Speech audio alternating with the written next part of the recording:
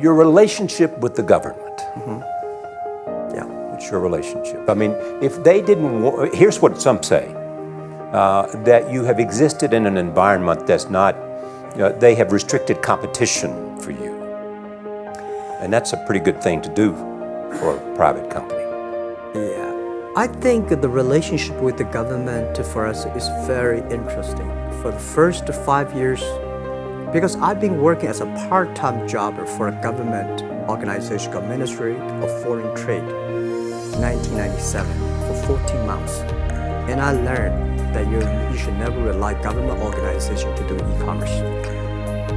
And I started a business. I told my people and team, in love with the government, don't marry them.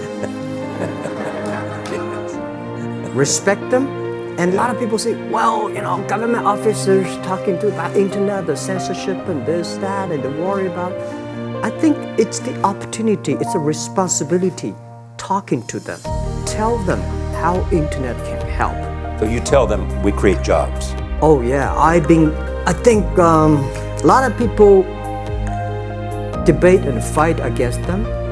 And in the first 12 years, anybody come to my office, I sit down, talking to them, how we can help the economy, how we can create jobs, why China will improve by the internet. I think because internet that time is new to any government. And if you convince somebody, and you have the chance. So today I'm very talkative. That probably this is why I talk to so many people. So, I mean, if the government comes to you and asks you to do something for them, normally, when government comes say, Jack, can you do this project? I say no. I say no.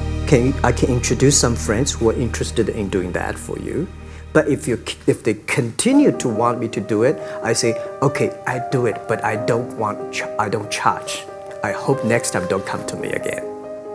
But recently, we help some government organization do it. For example, every spring festival, the train ticket is so difficult. Hundreds and thousands of farmers work in the cities. In the spring festival, they go to the hometown. But when they order tickets on the whole system crashed for 5 years. So I told my young people, go support them. Don't charge anything. Because I don't want to see millions of farmers go back to city and they cannot buy the tickets. So it's something that it's not for money. It's something it's not for the government. It's for the millions of people. They can buy tickets in the snowy night and they don't have to wait. They just use mobile phone, online, they get ticket. One way stop along the route to where you are in that big IPO was Yahoo. Jerry Yang gave you invested $1 billion. Yeah. $1 billion. Yeah. It turned out to be a pretty good investment for Yahoo. Yeah. But one time after another, you raised this money on your own outside of China with investors.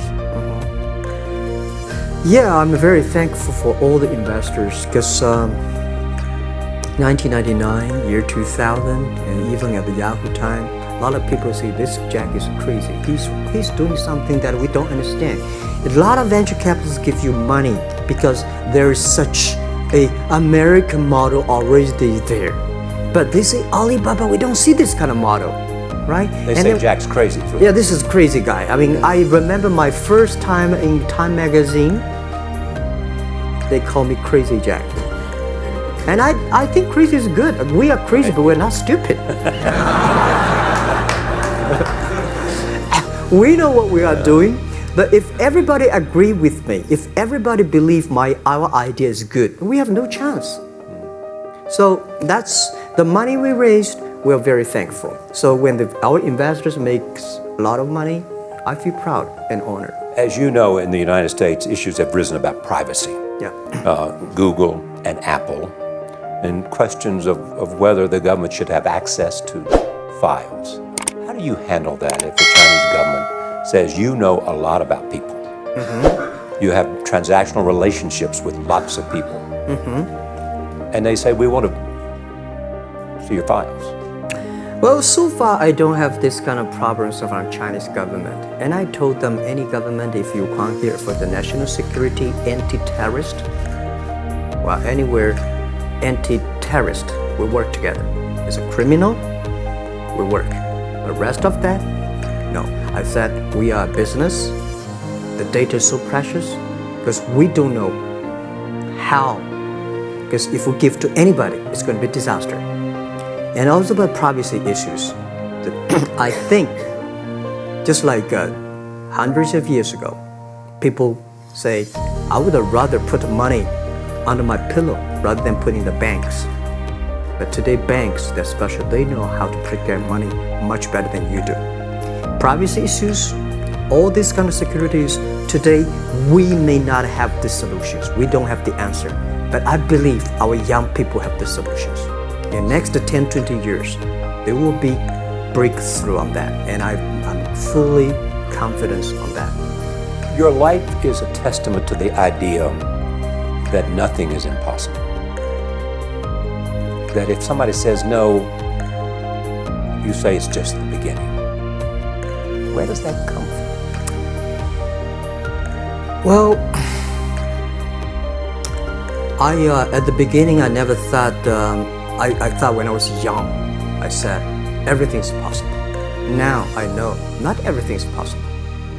When you have something, you have to think about, you have to consider about the others. You have to consider about the customer, society, your employees, your shareholders, society. There are so many things that I think if you continue to work hard, there's possibility. And I just feel that I'm enthusiastic about what we are doing. At the beginning, for the first 5 years, I just want to survive. And 5 years later, I think... That's 2000, from 90. Yeah. But later, I think, wow, so many people's life changed. I was so excited, for the first 3 years, we made zero revenue. Zero revenue. But we are so excited to continue to work. You know what happened? I remember many times when I go to a restaurant and have dinner, somebody came, when I was trying to pay the bill, the owner of the restaurant came to say, sir, your bill is paid by someone. And the small note said, hey, Mr. Ma, I'm your customer of Alibaba Group, Alibaba platform. I made a lot of money, and I know you don't make any money. I pay the bill for you. And I remember one day that I was sitting somewhere in the coffee, somebody sending me a cigar. I don't smoke cigar, but there's a note of, thank you very much, I'm your customer. And I remember in the Taobao days, I was at the Shangri-La Hotel in Beijing. When I get on the taxi, a man who opened the door for me, the boy at the gate, he said, Jack, thank you very much. I'm so scared. My girlfriend makes more money than I do on your site.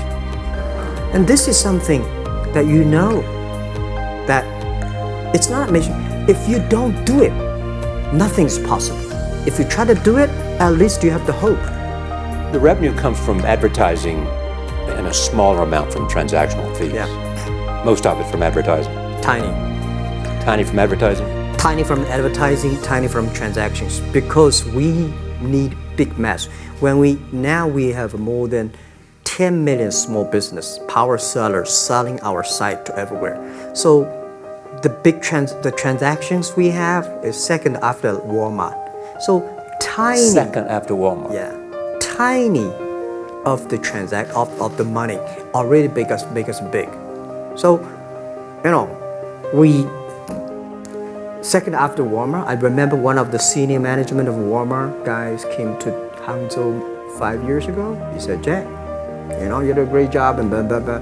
So I said, maybe in 10 years we'll be bigger than Walmart. He said, young man, you have a good hope. So we said, make a bet. I think in 10 years we'll be bigger than Walmart on the sales. Because if you want to have 10,000 new customers, you have to build a new warehouse and this, that. For me, 2 servers.